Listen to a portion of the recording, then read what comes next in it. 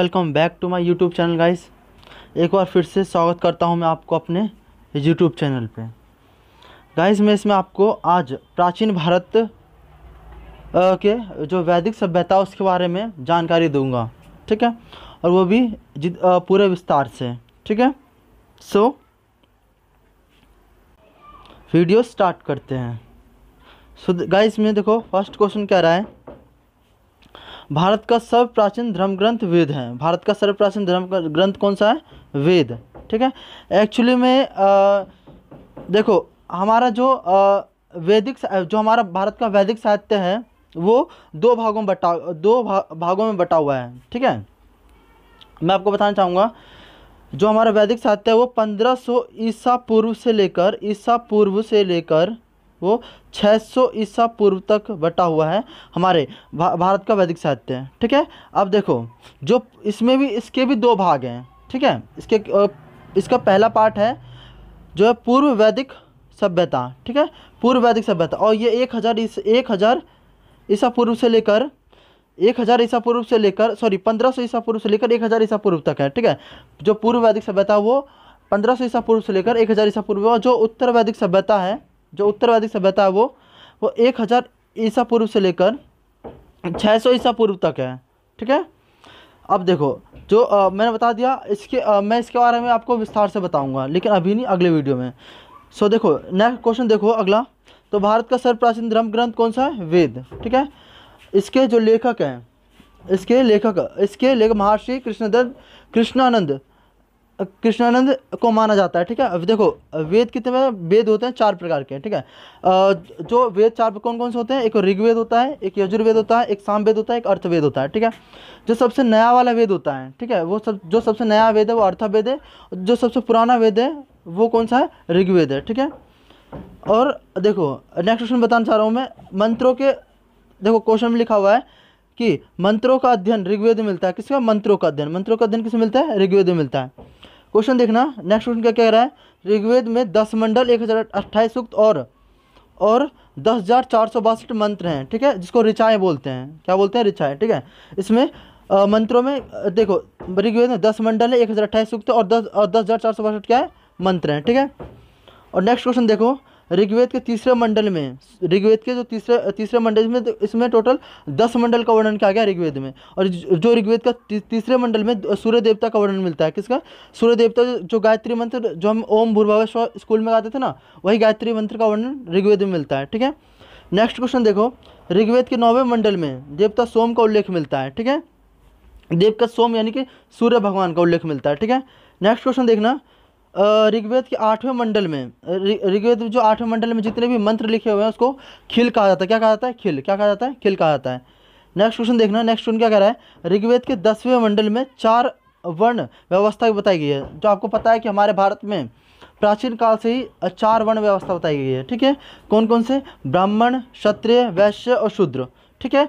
अब देखो जो क्या बोलते हैं, जो ब्राह्मण है, ऐसा माना जाता है कि जो ब्राह्मण मुख से उत्पन्न हुए हैं, और जो क्षत्रिय है वो भुजाओं से उत्पन्न हुए हैं, और जो वैश्य है वो जांघा से उत्पन्न हुए हैं, और जो शूद्र है वो पैर से उत्पन्न हुए हैं, ठीक है। देखो नेक्स्ट क्वेश्चन देखना क्या कह रहा है, ऋग्वेद के अनुसार ब्राह्मण मुख से, ठीक है, और जांघा से कौन? जो क्षत्रिय बाजू से। देखो क्षत्रिय, थोड़ा सा क्वेश्चन इधर उधर हो गया, क्षत्रिय बाजू से और वैश्य जांघा से और शूद्र पैरों से उत्पन्न हुए हैं, ठीक है, लेकिन अब नहीं होंगे नेक्स्ट वाली वीडियो में। इसमें देखो जो 52 अवतार, भगवान विष्णु के जो 52 अवतार में 3 पगों का वर्णन ऋग्वेद से मिलता है, ठीक है। जो 3 पग मांगे थे भगवान विष्णु ने, वो उस 3 पगों का वर्णन भी ऋग्वेद में ही मिलता है, ठीक है। ऋग्वेद में इंद्र के लिए 250 सूक्त, ठीक है, ऋग्वेद में इंद्र के लिए 250 सूक्त और अग्नि के लिए 200 मंत्रों की रचना की गई है। देखो ये रहा, ऋग्वेद में इंद्र के लिए 250 सूक्त और अग्नि के लिए 200 मंत्रों की रचना की गई है, ठीक है। वेदों में सबसे पुराना वेद ऋग्वेद और सबसे नया वेद अर्थवेद है, मैंने आपको बता दिया। अब बात करूं मैं अब किसके बारे में? यजुर्वेद के बारे में। देखो यजुर्वेद में क्या है, मंत्रों तथा पूजा पाठ के कर्मकांडों के लिए यजुर्वेद का उपयोग किया जाता है, ठीक है। मंत्रों तथा पूजा पाठ के कर्मकांड, जितने भी कर्मकांड, पूजा पाठ के जितने भी कर्मकांड होते हैं, ये सब के सब यजुर्वेद में इसका वर्णन मिलता है, ठीक है। यजुर्वेद में यज्ञों के नियम और विधि विधानों का वर्णन मिलता है, ठीक है। और यह ये एक ऐसा वेद है जो गद और पद दोनों में है, ठीक है। ये क्वेश्चन बहुत ज़्यादा इंपॉर्टेंट है, ये क्वेश्चन पूछा जा सकता है कि ऐसा कौन सा वेद है जो गद और पद दोनों में है, तो कौन सा है? ये है यजुर्वेद, ठीक है। यजुर्वेद गद और पद इसका वर्णन दोनों में किया गया है, ठीक है। नेक्स्ट क्वेश्चन देखो, सामवेद। देखो सामवेद, जो सामवेद, देखो साम का अर्थ होता है गान, क्या अर्थ होता है? गान। इस वेद में यज्ञों के अवसर पर जब यज्ञ होते हैं, जब बहुत सारे जो मंत्रों के जाप किए जाते हैं, तो जितने भी मंत्रों के जाप किए जाते हैं ना, ये सारे के सारे मंत्रों के जाप का वर्णन यहीं से लिया गया है, जो सामवेद से, ठीक है। यजुर्वेद तथा सामवेद के इतिहास में किसी विशेष घटना का वर्णन नहीं मिलता है। यह आपको, ये जो जितने मैं पॉइंट बता रहा हूँ, इस सब आपको याद करके रखना है, ठीक है।